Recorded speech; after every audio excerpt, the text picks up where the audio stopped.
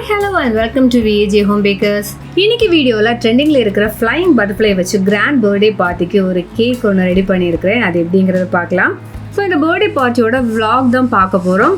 வீடியோக்குள்ளே போகிறதுக்கு முன்னாடி வீடியோ மறக்காமல் லைக் பண்ணுங்கள், கமெண்ட் பண்ணுங்கள். என்னோடய வீடியோவை சேனலை சப்ஸ்கிரைப் பண்ணாமல் பார்த்துட்டு இருக்கீங்கன்னா சப்ஸ்கிரைப் பண்ணி சப்போர்ட் பண்ணுங்கள்.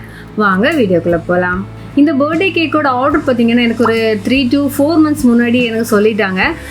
அதாவது ஒரு டேபிள் செட்டப், அந்த பர்த்டே பார்ட்டி டேபிள் செட்டப்போட பிக்சர் சென்ட் பண்ணி இந்த மாதிரி ஒரு கிராண்டாக சூப்பராக எனக்கு வந்து டெக்கரேட் பண்ணி கொடுக்கணும் அப்படின்னு சொல்லிட்டு அந்த பர்த்டே பேபியோட அம்மா வந்து கேட்டிருந்தாங்க. நானும் ஓகே, அந்த டைம் வரும்போது சொல்லுங்கள், நம்ம சூப்பராக ரெடி பண்ணிடலாம் அப்படின்னு சொல்லியிருந்தேன். ஸோ இது பார்த்திங்கன்னா எனக்கு July 29 உள்ள ஆர்டர். ஸோ அவங்க வந்து July 1 எனக்கு மறுபடியும் ஆர்டர் வந்து கன்ஃபார்ம் பண்ணியிருந்தாங்க, இந்த மாதிரிலாம் வேணும் அப்படின்ட்டு. இந்த ஃப்ளைங் பட்டர்ஃப்ளை வந்து நான் வாங்கி வச்சு அதுக்கு முன்னாடி 1 month முன்னாடியே வாங்கி வச்சுட்டேன். ஸோ நமக்கு வந்து கொஞ்சம் யூனிக்காக யாராச்சும் பண்ணணும், யூனிக் ஐடியாஸ் கேட்டாங்க அப்படின்னா இந்த கான்செப்ட் வந்து நம்ம சொல்லலாம் அப்படின்னு நான் வச்சுருந்தேன். ஸோ எனக்கு மோஸ்ட்லி கஸ்டமைஸ்ட் ஆர்டர்ஸ் தான் அதிகமாக வர்றது.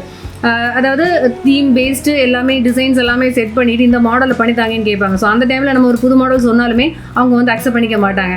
இல்லை ஓகே நான் சொன்ன மாடலே போதும் அப்படின்னு சொல்லி விட்டுருவாங்க. பட் இவங்க அப்படி கிடையாது. இவங்க வந்து என்கிட்ட சஜஷன் கேட்டாங்க, இந்த மாதிரி கிராண்டாக வேணும், என்ன மாதிரி பண்ணலாம், எப்படி பண்ணலாம், நீங்கள் சொல்லுங்கள், உங்கள்கிட்ட புது ஐடியாஸ் இருக்குது அப்படின்னு சொல்லி கேட்டபோது நான் இந்த மாதிரி ஃப்ளைங் பட்டர்ஃப்ளை ஐடியாஸ் இருக்குது, நம்ம இப்படி பண்ணணுமா, கிராண்டாக இருக்கும், நல்லாயிருக்கும்னு சொன்னபோது அவங்க ஓகே எல்லாமே நீங்கள் உங்கள் விருப்பப்படியே பண்ணுங்கள், கொஞ்சம் கிராண்டாக நல்லா பண்ணித்தாங்க அப்படிங்கிற மாதிரி மட்டும் சொல்லியிருந்தாங்க. பட் அவங்க கொஞ்சம் எக்ஸ்பெக்டேஷன் சொல்லியிருந்தாங்க. அதாவது இந்த ஃப்ளைங் பட்டர்ஃப்ளை வைக்கிறதா இருந்ததுன்னா அந்த கேக்கு லாஸ்ட் வரைக்கும் ஃப்ளை ஆகிட்டே இருக்கணும், அது எதுவுமே கொலாப்ஸ் ஆகக்கூடாது. ஏன்னா இப்போ யூஸ்வலாக நம்ம கேக் கட்டி முடிஞ்ச உடனே பேலன்ஸ் இருக்கிற கேக் எல்லாமே எல்லாருக்கும் கட் பண்ணி டிஸ்ட்ரிபியூட் பண்ணிடுவோம் இல்லையா. அப்படிங்கும்போது இந்த பட்டர்ஃப்ளையை நம்ம அதுலேருந்து எடுத்துருவோம்ல.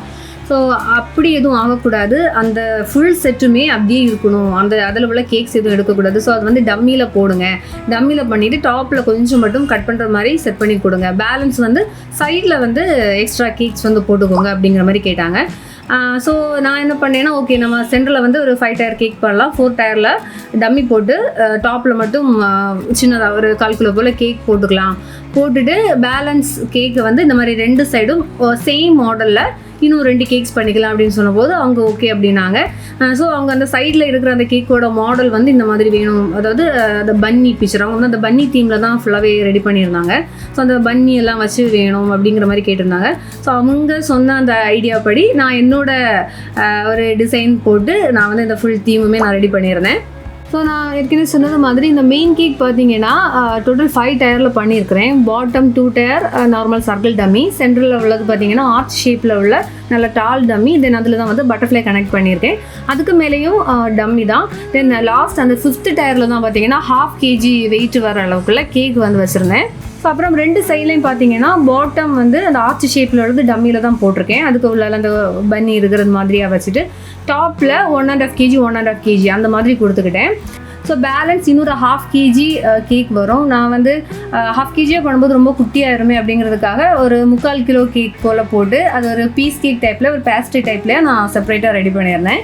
அப்புறம் டிசர்ட்ஸ் பற்றி அவங்க எதுவுமே சொல்லலை. அவங்க கரெக்டாக அந்த ஃபுல் ஒரு டேபிள் செட்டப் என்னெல்லாம் தேவையோ எப்படியெல்லாம் வேணுமோ அது மாதிரி நீங்களே பண்ணிக்கோங்க அப்படின்னாங்க. நான் பார்த்தீங்கன்னா 6 pieces கப் கேக் வச்சுருந்தேன், 6 pieces டோனட் வச்சுருந்தேன், அப்புறமா வந்து 5 pieces வந்து கேக் பாப்ஸு, தென் 5 pieces வந்து சாக்லேட் பாப்ஸ், அதில் வந்து பட்டர்ஃப்ளை எடிபிள் பட்டர்ஃப்ளை வச்சு அந்த மாதிரி கொடுத்துருந்தேன். அது மாதிரி ஹாட் சிக்கிள் 6 piece, மேஷ்மெலோஸ், தென் வேஃபர் ரோல், இந்த மாதிரி அது மாதிரி சாக்லேட்ஸு, கொஞ்சம் ரெடிமேடு ஸ்வீட்ஸு அதெல்லாமே நான் வந்து ஃபுல் அந்த டேபிள் கவராகி வர அளவுக்கு எல்லாமே ரெடி பண்ணியிருந்தேன். அப்புறமா ஐஸ்கிரீம் கோன் அதுவும் வந்து ஒரு 6 piece வந்து வச்சுருந்தேன். அப்புறம் இன்னொரு விஷயம் சொல்ல மிஸ் ஆகிடுச்சு. இதில் பார்த்தீங்கன்னா அந்த ரைட் சைடு இருக்கிற கேக்கில் அந்த ரொட்டேட்டிங் கேபிளும் வந்து கொடுத்துருந்தேன். அந்த கேக் வந்து ரொட்டேட் ஆகிட்டே தான் இருந்துச்சு. சென்ட்ரலில் உள்ள கேக் வந்து ஃப்ளை ஆகிட்டு இருந்துச்சு. ஸோ இது பார்த்தீங்கன்னா 29 ஈவினிங் தான் ஃபங்க்ஷன். ஸோ இதோட ஒர்க் எல்லாமே 28 மார்னிங்கே ஸ்டார்ட் பண்ணுறது மாதிரி தான் பிளான் இருந்துச்சு. பட் என் பையனுக்கு வந்து திடீர்னு உடம்பு சரியில்லாமல் ஆயிடுச்சு. அப்படி ஹாஸ்பிட்டல் அட்மிட் அப்படி இல்லாமல் ஒர்க்கு டிலே ஆகி ஈவினிங் ஆகிடுச்சு ஸ்டார்ட் பண்ணுறதுக்கே. ஸோ ஒர்க்கு வந்து அவ்வளோ ஃபாஸ்ட்டாக ரெஸ்ட்டே இல்லாமல் ஃபுல்லாகவே ஒர்க் பண்ணுற மாதிரி ஆயிடுச்சு. இப்போ ஃபஸ்ட்டு பார்த்தீங்கன்னா பேக்கிங் எல்லாமே முடிச்சிட்டேன். அதுக்கப்புறமா வந்து டிசர்ட்ஸோட ஒர்க் தான் நான் ஸ்டார்ட் பண்ணியிருந்தேன். அதாவது அந்த கேக் பாப்ஸ், கேக் சிக்கிள், ஹார்ட் சிக்கிள் அந்த மாதிரி அந்த ஒர்க் எல்லாமே வந்து நான் ஃபஸ்ட்டு கம்ப்ளீட் பண்ணி வச்சேன். ஸோ அதுக்கப்புறமா பார்த்தீங்கன்னா க்ரம் கோட்டிங் ஒர்க் ஸ்டார்ட் பண்ணேன். அப்போது க்ரம் கோட்டிங் வந்து டோட்டலாக 4 கேக்ஸுக்கு வந்து க்ரம் கோட்டிங் கொடுத்துருந்தேன். ஸோ அந்த டிசர்ட்ஸ் ஒர்க் அவ்வளோவுமே பார்த்தீங்கன்னா எனக்கு அந்த 28th ஈவினிங் டு நைட்டு ஃபுல்லாகவே ஆயிடுச்சு. அந்த பேக்கிங்கை முடிச்சு அந்த டிசர்ட்ஸ் ஒர்க் எல்லாமே முடிக்கிறதுக்கே எனக்கு அது 28th நைட்டு ஆக்சுவலாக அது கம்ப்ளீட் ஆகலை, கொஞ்சம் பெண்டிங் இருந்து 29th மார்னிங் தான் அந்த டிசர்ட்ஸ் ஒர்க் எல்லாமே வந்து கம்ப்ளீட் பண்ணேன். அதுக்கப்புறமா தான் க்ரம் கோட்டிங் செய்தது. ஸோ க்ரம் கோட்டிங் முடிச்சுட்டு நான் ஃபாண்டன் ஒர்க் ஸ்டார்ட் பண்ணேன். ஏன்னா ஃபாண்டன் வந்து இதில் நிறைய பண்ண வேண்டியது, என்னென்னா இதில் வந்து 6 ஃபாண்டன் பன்னீஸ் வந்து செய்ய வேண்டியது இருந்துச்சு. தென் அது போக கொஞ்சம் ஃபாண்டன் ஃப்ளவர்ஸ், அந்த மஷ்ரூம், இந்த மாதிரிக்குள்ள கொஞ்சம் ஷேப்ஸ் எல்லாமே வந்து செய்ய வேண்டியது இருந்தது. கப் கேக்குக்கும் கேக் சிகிள்ஸ்க்கும் பார்த்தீங்கன்னா அந்த பன்னியோட இயர் வச்சு டெக்கரேட் பண்ணுற மாதிரி ஃபாண்டன் லெவலில் டெக்கரேஷன் தான் இருந்துச்சு. ஸோ அதுக்கும் வந்து நான் ஒர்க் எல்லாமே செய்து எடுத்திருந்தேன். ஸோ இந்த ஃபாண்டன் ஒர்க் எல்லாமே முடிச்சு ஐசிங் ஸ்டார்ட் பண்ணும்போதே ஈவினிங் ஆகிடுச்சு. அதுக்கப்புறம் எனக்கு சுத்தமாகவே ரெக்கார்ட் பண்ண டைமே கிடைக்கல. ஏன்னா ஐசிங் பண்ணுறதுக்கு அவ்வளோ இருக்கு இல்லையா. டம்மி இப்போ நார்மல் கேக் கூட ஈஸியாக ஐசிங் செய்திடலாம், அவ்வளோ டம்மிக்கு ஐசிங் செய்கிறது அவ்வளோ கஷ்டம். ஒர்க் பண்ணியிருக்கவங்களுக்கு தெரியும். அதனால இதுக்கு முன்னாடி உள்ள வீடியோஸ்லேயும் அந்த டம்மி ஐசிங்லேயே நான் சொல்லியிருப்பேன். டம்மி வந்து நமக்கு அந்த டேண்டிபிளில் வந்து நிற்கவே செய்யாது, ரொட்டேட் பண்ணும்போது அதுவும் சேர்த்து மூவ் ஆகிட்டே இருக்கும். ஸோ அவ்வளோ கேர்ஃபுல்லாக அவ்வளோ டைம் எடுத்து நம்ம ஒவ்வொன்றுக்கும் ஐசிங் செய்யணும். அதுவும் இது பார்த்திங்கன்னா இந்த ஆர்ச் ஷேப் டம்மிஸாக்கும் 3 டம்மி நான் சேர்த்துருக்கேன். ஸோ அதுக்கெல்லாம் ஐசிங் பண்ணி எடுத்து அவ்வளோ டைம் ஆச்சு எல்லாமே செய்து முடிக்கிறதுக்கு. அதுக்கப்புறம் பார்த்திங்கன்னா இந்த டிசர்ட்ஸ் இதெல்லாமே ஒவ்வொன்றா பேக் பண்ணி எடுத்து அங்கே பர்த்டே ஃபங்க்ஷன் அங்கே கொண்டு போய் செட் பண்ணும்போதும் ரெக்கார்ட் பண்ண சுத்தமாக டைம் இல்லை. நான் அதெல்லாம் வந்து டீட்டெயில்டாக ரெக்கார்ட் பண்ணோம், எல்லாமே ஃபுல்லாக சேனலில் போடணும்னு நினச்சிருந்தேன். பட் சுத்தமாக டைம் கிடைக்கல, ரெக்கார்ட் பண்ணுறதுக்கு சான்ஸே கிடைக்கல. எல்லாம் செட் பண்ணி முடிச்சு லாஸ்ட் அப்படியே ஒரு ரவுண்ட் எடுக்கிறதுக்குள்ள, அதாவது அந்த ரீல்ஸ் போடுறதுக்கு மட்டுமாச்சு அதை எடுக்கிற டைம் கிடச்சிட்டே பெரிய விஷயமா இருந்தது. ஸோ இந்த கேக் கட்டிங் பார்த்தீங்கன்னா இந்த ஃப்ளையிங் பட்டர்ஃப்ளை நல்லா காமெடியாக தான் இருந்துச்சு. ஆனால் கேக் கட் பண்ணவே முடியலை. ஸோ அந்த கேக் கட் பண்ணுற அந்த டைமுக்கு மட்டும் ஆஃப் பண்ணி வச்சுட்டு கேக் கட்டிங் முடிஞ்சதுக்கப்புறமா மறுபடியும் வந்து ஆன் பண்ணி வச்சுட்டாங்க.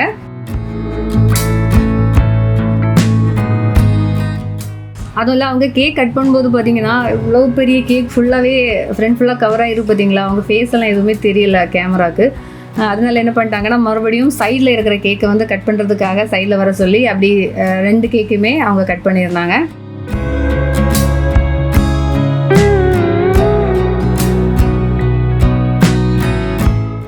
ஸோ கஸ்டமர் ஆசைப்பட்டது போலவே அந்த சென்ட்ரல் லெவலில் அந்த கேக்கை வந்து டேமேஜ் பண்ணாமல் அப்படியே லாஸ்ட் வரைக்கும் ஃபங்க்ஷன் முடிகிறது வரைக்கும் ஃபுல்லாகவே அந்த பட்டர்ஃப்ளை ஃப்ளை ஆகிறது மாதிரி விட்டுட்டு சைடில் இருந்த அந்த கேக்ஸ் மட்டும் எடுத்து எல்லாருமே கட் பண்ணி டிஸ்ட்ரிபியூட் பண்ணியிருந்தாங்க. ஸோ இந்த ஆர்டர் பார்த்திங்கன்னா கொஞ்சம் பக்கமாக உள்ள ஆர்டர் தான். ஸோ அதனாலே டிரான்ஸ்போர்ட்டேஷன் வந்து ரொம்ப ஈஸியாக இருந்துச்சு. அதே மாதிரி ட்ராவலிங் டைமும் வந்து நமக்கு கொஞ்சம் கம்மியாக கிடச்சிது. இதெல்லாம் செட் பண்ணி கொடுத்து தென் இப்போ எது டம்மி எது ஒரிஜினல் கேக்குங்கிறதெல்லாம் எல்லாருக்கும் தெரியாது இல்லையா. ஸோ கேக் கட்டிங் வரைக்கும், அதாவது எல்லாருக்கும் டிஸ்ட்ரிபியூட் பண்ணுறது வரைக்கும் நாங்கள் அதில் நின்றுட்டு வீட்டுக்கு வந்துட்டோம். அதுக்கப்புறம் மறுபடியும் போயிட்டு அந்த பட்டர்ஃப்ளை எடுக்கணும் இல்லையா. அப்போது அதுக்காக ரிட்டர்ன் போகும்போது பார்த்திங்கன்னா அப்போவுமே ஃபுல்லாக அந்த பட்டர்ஃப்ளை வந்து ஃப்ளை ஆகிட்டே இருந்துச்சு. அதாவது ஒரு 6:30 போல் வந்து பட்டர்ஃப்ளை வந்து ஆன் பண்ணி விட்டுருப்போம். நைட் ஒரு 9:30 9:45 வரைக்குமே அந்த பட்டர்ஃப்ளை வந்து கண்டினியூஸாக ஃப்ளை ஆகிட்டே தான் இருந்துச்சு. அப்புறமா நைட் பார்த்திங்கன்னா அந்த பட்டர்ஃப்ளை வந்து ரிட்டன் எடுக்க போகும்போது கரண்ட் போயிடுச்சு. அப்போ பார்த்திங்கன்னா சூப்பராக இருந்தது, அந்த லைட்டிங்கெல்லாம் நல்லா பளிச்சுன்னு தெரிஞ்சுது. ஏன்னா ஃபுல்லாக எல்லாமே இருட்டு, அந்த பட்டர்ஃப்ளை மட்டும் அந்த விங்ஸ் நல்லா பெருசாக அப்படி ஃப்ளை ஆகிட்டு இருந்தது பார்க்குறதுக்கு ரொம்ப அழகாக இருந்துச்சு. இது பார்த்திங்கன்னா எனக்கு ஒரு ஒண்டர்ஃபுல் எக்ஸ்பீரியன்ஸ். அண்ட் இந்த மாதிரி ஒரு யூனிக்காக பண்ணணும்னு எனக்கு ரொம்ப நாளாகவே ஆசை. ஏன்னா ரீசெண்டாக வர எல்லா ஆர்டர்ஸுமே ரிப்பீட்டட் மாடல்ஸாகவே இருந்துச்சு. கொஞ்சம் புதுசாக பண்ணணும், வெரைட்டியாக ஒரு மாடல் பண்ணணும்னு ஆசைப்பட்டுட்டு இருந்தேன். அதை சூப்பராக பண்ணிட்டேன். அண்ட் இதுமாரி ஃபுல் டேபிள் செட்டப்பும் வந்து பண்ணணும் அப்படிங்கிற ஒரு ஆசை இருந்துச்சு. ஸோ அந்த கஸ்டமர் மூலமாக எனக்கு வந்து அந்த ஆசை நிறைவேறுச்சு. அண்ட் கஸ்டமருமே வந்து ரொம்ப ஹாப்பி, அவங்களுக்கு ரொம்ப பிடிச்சிருந்தது. லாஸ்ட் வரைக்கும் அவங்களுக்கு அந்த பட்டர்ஃப்ளை அதுலேருந்து ரிமூவ் பண்ணுறதுக்கு மனசே வரல. அது ஃபுல்லாக அப்படியே விட்டுருந்தா கூட அவங்க பார்த்துட்டே இருந்திருப்பாங்க. ஆனால் பார்க்குறதுக்கு நல்லா இருந்துச்சு அந்த டெக்கரேஷன், ஃபுல் டெக்கரேஷன். அதுக்கு கூட அந்த சென்டரில் வந்து அந்த 3 கேக்ஸ் வந்து செட்டப் அப்படியெல்லாம் வைக்கும்போது சூப்பராக இருந்து பார்க்குறதுக்கு. அண்ட் இந்த வீடியோ உங்களுக்கும் பிடிச்சிருந்ததுன்னா மறக்காமல் லைக் அண்ட் கமெண்ட் பண்ணுங்கள். வேறொரு வீடியோவில் மீண்டும் சந்திக்கலாம். பை.